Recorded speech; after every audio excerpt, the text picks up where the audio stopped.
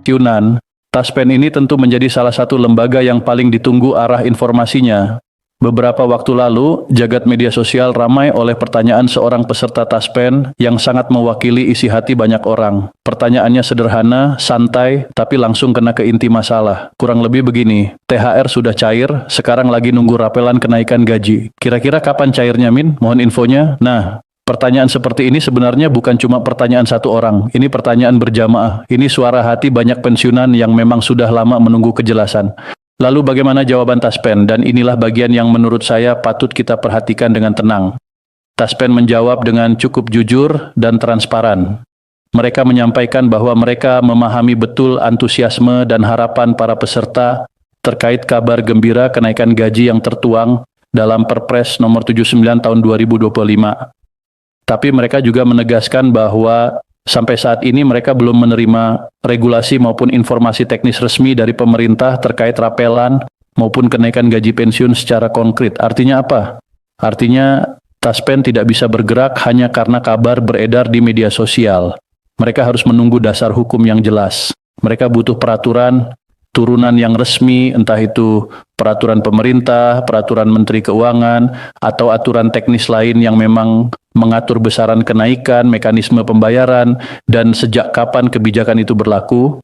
Jadi respons Taspen ini bukan berarti kenaikan itu tidak ada. Bukan begitu, justru ini menunjukkan sikap profesional. Mereka tidak mau memberi harapan palsu. Mereka juga sedang menunggu, sama seperti kita. Mereka pada dasarnya bilang, kami belum dapat perintah resmi, jadi kami belum bisa jalan. Itu berarti prosesnya memang belum final di tingkat pelaksana dan masih bergerak di level yang lebih atas, seperti Kementerian Keuangan, Kementerian PNRB, Sekretariat Negara, dan tentu saja kantor Presiden. Jadi, kalau ada yang mengira Taspen diam karena tidak peduli, itu keliru besar. Mereka justru sedang menjaga agar semuanya sesuai aturan. Nah, setelah Taspen buka suara, kita harus naik satu level lagi, yaitu melihat apa kata Menteri Keuangan. Karena kalau Taspen adalah pelaksana, maka Menteri Keuangan adalah salah satu kunci utama di hulu. Dan benar saja, pernyataan terbaru dari Menteri Keuangan langsung jadi sorotan nasional. Dalam keterangannya, beliau menegaskan bahwa pemerintah saat ini sedang melakukan evaluasi mendalam terhadap kondisi fiskal negara. Beliau menggunakan istilah yang halus, tetapi sangat penting, yaitu melihat arah fiskal pada kuartal pertama ke depan. Apa maksudnya? Artinya pemerintah sedang memastikan bahwa APBN benar-benar sehat, kuat, dan sanggup menanggung tambahan beban belanja kalau kenaikan gaji benar-benar dijalankan. Bapak Ibu harus paham, negara itu punya banyak sekali kewajiban. Bukan cuma bayar gaji pegawai dan pensiunan, ada utang yang harus dibayar, ada infrastruktur yang harus dibangun, ada bantuan sosial yang harus disalurkan, ada subsidi yang harus dipertahankan, ada program-program prioritas yang harus dijalankan. Jadi keputusan untuk menaikkan gaji bukan keputusan kecil. Ini keputusan besar yang wajib dihitung dengan hati-hati. Karena kalau tidak bisa berdampak ke banyak sektor lain. Maka ketika Menteri Keuangan bicara soal evaluasi kuartal pertama, itu artinya pemerintah sedang memastikan penerimaan negara berjalan sesuai target, belanja terkendali, dan fiskal tetap aman sebelum kebijakan itu benar-benar diterapkan. Beliau juga memberi isyarat bahwa pemerintah sedang melihat realisasi pendapatan negara di awal tahun 2026. Apakah penerimaan pajak sesuai target? Apakah penerimaan negara bukan pajak bergerak sesuai rencana? Bagaimana realisasi belanja negara di awal tahun? Semua data itu akan menjadi bahan pertimbangan penting. Jadi kalau ada yang bertanya kenapa belum diumumkan juga, jawabannya mungkin karena pemerintah tidak mau terburu-buru. Mereka ingin semuanya matang dulu. Ini bukan penolakan, ini adalah kehati-hatian. Dan dalam urusan fiskal negara, kehati-hatian itu justru sangat penting.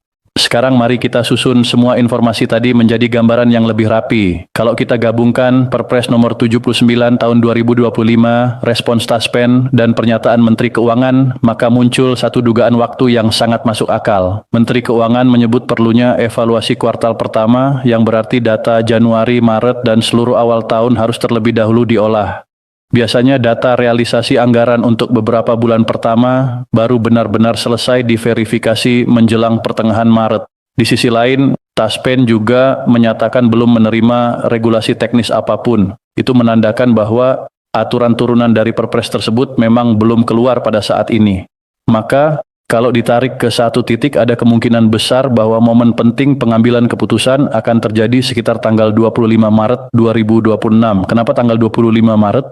Karena pada periode itulah data awal kuartal pertama biasanya sudah cukup untuk dibaca, cukup untuk dianalisis, dan cukup untuk dijadikan dasar keputusan politik fiskal yang besar. Bisa saja di tanggal itu, atau tidak jauh setelahnya, pemerintah mengumumkan hasil evaluasi dan memberi lampu hijau untuk pelaksanaan kenaikan gaji.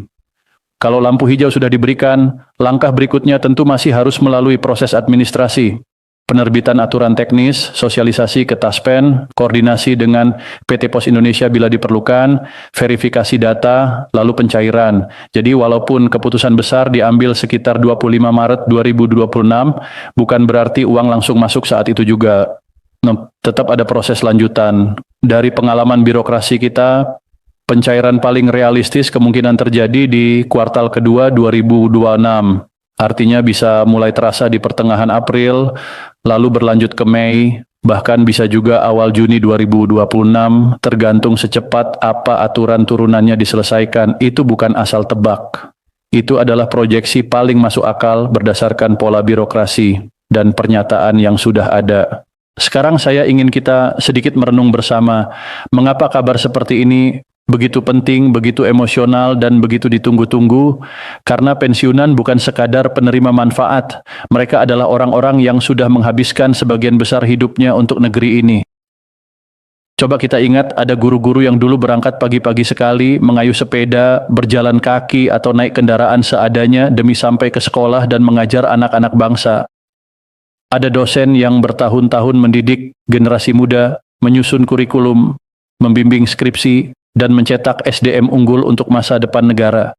Ada tenaga kesehatan yang siang malam merawat pasien, menghadapi situasi darurat, melayani tanpa banyak bicara, tetapi penuh dedikasi. Ada TNI dan Polri yang mengorbankan kenyamanan pribadi demi tugas negara, berjaga di wilayah yang jauh berhadapan dengan risiko, demi memastikan rakyat bisa tidur dengan aman. Ada ASN yang setiap hari mengurus administrasi masyarakat, dari kelahiran, pernikahan, kematian, sampai berbagai urusan layanan publik lainnya dengan sabar dan teliti.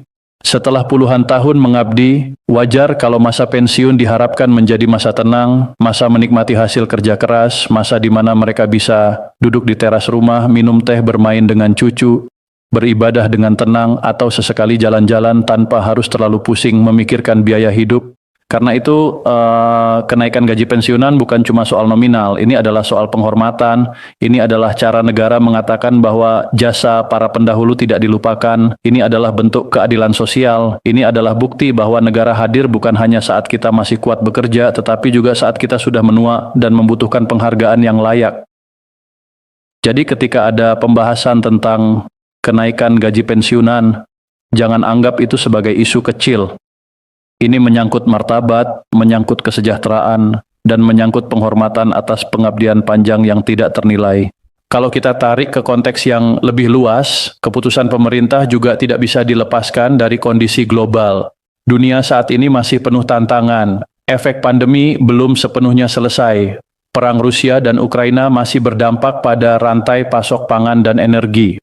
Gejolak geopolitik di berbagai wilayah dunia bisa memengaruhi harga minyak, distribusi barang, dan stabilitas ekonomi. Negara-negara maju pun tidak semuanya baik-baik saja. Ada ancaman resesi, ada perlambatan pertumbuhan, dan semua itu bisa berimbas ke Indonesia lewat perdagangan, inflasi, nilai tukar rupiah, serta penerimaan negara. Jadi ketika Menteri Keuangan berhati-hati, itu bukan tanpa alasan. Pemerintah harus memastikan bahwa kalau gaji dinaikkan, dampaknya tetap aman, tidak membuat fiskal jebol, dan tidak menimbulkan masalah baru di kemudian hari. Kita tentu tidak ingin kenaikan hari ini, tapi besok malah muncul persoalan yang lebih besar. Yang kita inginkan adalah kenaikan yang sehat, stabil, dan berkelanjutan. Nah, Bapak Ibu sekalian, sekarang setelah semua penjelasan panjang ini, mari kita sedikit tarik kesimpulan dengan kepala dingin. Informasi yang sudah kita bahas menunjukkan bahwa ada dasar resmi terkait rencana kenaikan penghasilan melalui Perpres nomor 79 tahun 2025. Lalu Taspen telah menegaskan bahwa mereka belum menerima aturan teknis, yang berarti prosesnya memang belum final di tingkat pelaksana. Sementara Menteri Keuangan memberi isyarat bahwa pemerintah sedang menunggu hasil evaluasi kuartal pertama sebelum mengambil keputusan lebih jauh. Dari rangkaian itu, tanggal 25 Maret 2026 menjadi momen yang sangat layak untuk dicermati. Bisa jadi di sekitar tanggal itu pemerintah mulai memberi sinyal final, mengumumkan hasil evaluasi, atau bahkan memulai tahapan berikutnya menuju